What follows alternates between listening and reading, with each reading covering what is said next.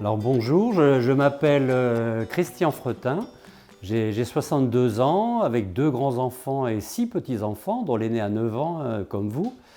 Et je suis ingénieur électricien de formation et membre d'Électriciens sans frontières depuis 2012 et déjà 6 ou 7 missions en Afrique depuis cette année-là. C'est quoi Électriciens sans frontières? Donc, Électriciens sans frontières, c'est une association de 1200 bénévoles, principalement des techniciens et ingénieurs, qui aident les pays en développement, les pays pauvres, en amenant dans les villages souvent reculés de l'eau et de l'électricité. Pourquoi êtes-vous bénévole pour les Électriciens sans frontières?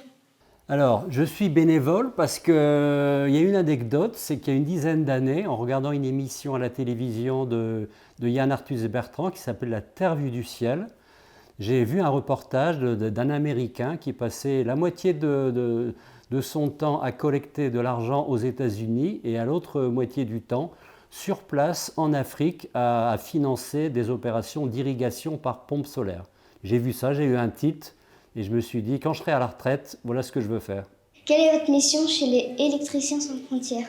Le projet, c'est d'électrifier une école primaire et les logements des enseignants, et puis un bloc sanitaire au niveau de ce village isolé de Guinée. Avez-vous déjà été en Guinée? Eh bien, écoutez, non. En fait, j'aurais dû y aller dans cette mission, mais à cause de la pandémie de Covid, je n'ai pas pu y aller.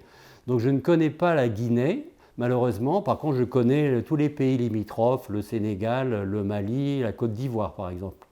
Comment faites-vous pour travailler sur cette mission à distance? Alors, effectivement, travailler à distance, ça a été plus compliqué que d'habitude.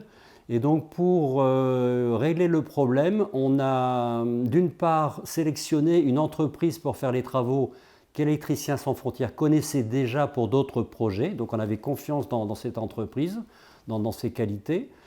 Et aussi en montant un partenariat avec une association de jeunes résidents au niveau du village de Pélé-le-Bantan qui assure la surveillance des travaux. Qu'allez-vous faire comme travaux à Pélé-le-Bantan? Il y a 2 types de travaux. La première phase, c'est donc d'installer tous les câbles électriques, les prises, l'éclairage et toutes les protections contre la foudre au niveau de l'école, qui est constituée de 3 classes, de 2 logements d'enseignants et de latrines. Donc en latrine, en Afrique, c'est les WC et les salles d'eau qui sont en général hors des écoles, hors des logements. Et après, quelle est votre prochaine mission? Alors, la prochaine mission, c'est au Bénin, donc où je dois normalement partir pour 3 semaines au mois de septembre, si la Covid le permet. Et donc là, c'est l'électrification d'un gros centre d'apprentissage de 700 élèves, donc d'artisans, donc au nord du Bénin, en limite d'un grand parc national, d'ailleurs où on trouve des lions, des éléphants, des girafes. Donc là, j'ai hâte d'y être. Avez-vous une anecdote à nous raconter sur cette mission? Je voudrais vous parler d'une légende amérindienne qu'on appelle la légende du colibri. Et donc ça se passe il y a une grande forêt qui est en feu et tous les animaux, ils sont terrorisés, ils veulent fuir cette forêt. Sauf un petit colibri qui s'active énormément pour aller chercher de l'eau dans son bec, dans une petite mare. Il ramène l'eau au-dessus de la forêt en feu, il lâche ses gouttes d'eau et comme ça, il continue. Et puis tout d'un coup, il y a un tatou qui voit ça, il me dit, mais enfin, pourquoi tu t'agites comme ça, que si tu imagines que toi tout seul, tu vas éteindre l'incendie? Et le petit colibri répond, oui, peut-être, mais moi je fais ma part.